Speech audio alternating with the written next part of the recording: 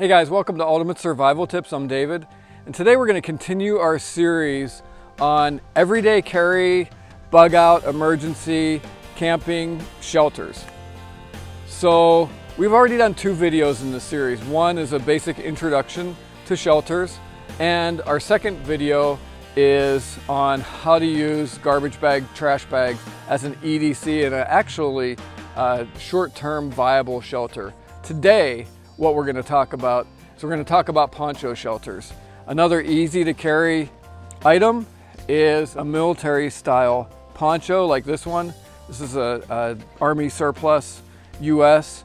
There's also a good company out of Ireland that does really close to mil spec new ponchos, and I'll put a link to those in the video description for this video. Now, we teach a lot of shelter skills in our Ultimate Survival Challenge Level 1 class, and one thing that we run up against a lot is people bringing cheap, like $5, $10 ponchos from Walmart. Now, you can get a decent poncho at Walmart. It's going to cost you, but there's various reasons that I recommend a military style poncho.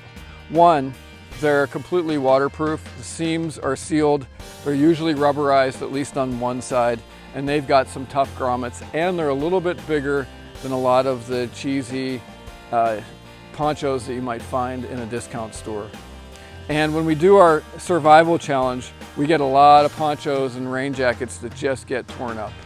So if you're in the market for a poncho, look for military surplus. So what we're gonna do now is we're gonna bring Ben back on. Ben's our intern. Hey Ben, how you doing today? Good. So we're gonna go out, we're gonna do 2 configurations of a military poncho. Sound good? You bet. All right, man, let's go. Let's do it. Okay, so we're out in the woods, and what we're looking for is a reasonably clear area, reasonably flat. And we want to look up, make sure that we don't have any dead branches that might fall on us during the night or any widowmakers. And this configuration of this particular structure is what's called a plow point. So we're going to use this tree as our support. Items that we're going to need to do this shelter are a knife, so you want some sort of a knife, and we're going to need some cordage, just maybe 6-8 feet max. So let's get started. First thing we're going to do is lay out the poncho flat on the ground. Make sure that we have right side up. So we're going to need 3 stakes, and nice thing about these ponchos is that they have grommets so that we can put our stake right through there. So we're gonna put 3 of these in the back corners, and we're gonna leave the front corner open to tie to the tree.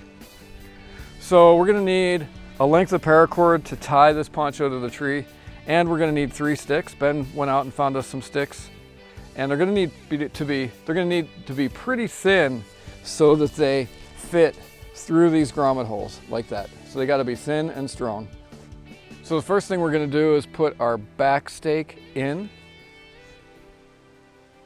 Next, we need to cut a length of paracord or bank line or whatever cordage you have. Then we're going to tie off this grommet to the tree. Now we want to make sure that from front to back we're nice and tight, which we are. Then we're going to install the stakes for the side grommets. And that's it. It's pretty simple to set up a really nice, solid plow point structure. A couple of things to note. One, we still have the open hood of the poncho. A couple of things you can do with this. One, you could tie it off with the existing pull cord that's on there and just make it super duper watertight. 2, you can flop it over to the side, and that's going to get you by unless it rains really, really hard. And the third thing that you can do during the day, if you're out, you can actually push this poncho back on inside, just kind of dress it up. And now, if you look down in here, you've got yourself a nice, probably about 1/2 to 3/4 liter water collection area where extra water will just run right down into this area. Oh, the fourth thing that you can do is you could actually, if we had a strong branch above us, we kind of twist this up and tie it up nice and tight to a branch, giving ourselves a little bit more room on the inside. And because Ben is like 6'2" or 6'3", he could use a little bit of extra room, but even in a pinch, Ben's gonna fit in here pretty good. Let's see how he does.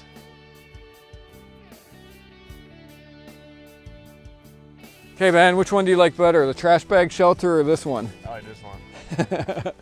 And another cool thing is that even though Ben's pretty big, he can get in here. He'll keep nice and dry. And if he had a little pack or something, he could probably set it right here and keep it mostly dry.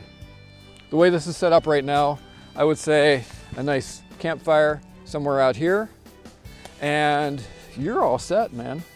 Yeah. And our second way to use a poncho as a shelter is simply to use it as a poncho. Find a tree that has some cover. Right now we've got these deciduous trees with leaves on. You can find an evergreen tree, and that's going to provide you with cover from the sun and cover from the rain a little bit if it starts to rain hard. And just hunker down as long as you need to, especially in a survival situation. Take a nap, and you can even fit your gear right underneath the poncho with you. So out of all the shelters we're going to look at in this series, a high quality military style poncho is one of the cheapest, quickest, easiest, and most effective shelters that you can use in a survival situation or a bug out or an emergency. So we've just taken a look at a couple of different ways to use a military style poncho for shelter in an emergency. Check back weekly for the rest of the 9 or 10 videos in this shelter series to learn the advantages, benefits, and what shelter might be best for you. Thanks for watching. Hope to see you on the other side, and remember, be prepared because you never know.